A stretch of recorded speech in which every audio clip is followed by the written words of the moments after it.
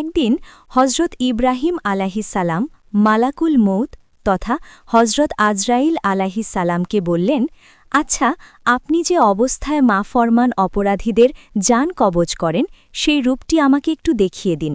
আমি আপনার সেই আসল রূপটি স্বচক্ষে দেখতে চাই। মালাকুল মৌত বললেন, হে আল্লাহর নবী, আপনার এই রূপটি দেখার শক্তি নেই, আপনি তা সহ্য করতে পারবেন না।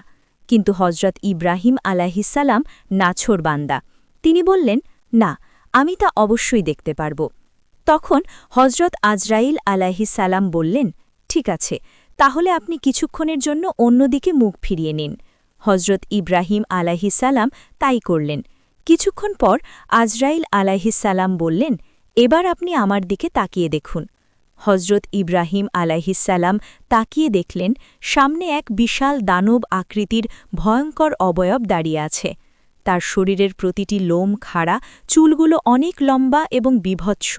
তার পরনের পোশাক থেকে প্রচণ্ড দুর্গন্ধ আসছে এবং তার নাক ও মুখ দিয়ে আগুনের লেলিহান শিখা বের হচ্ছে।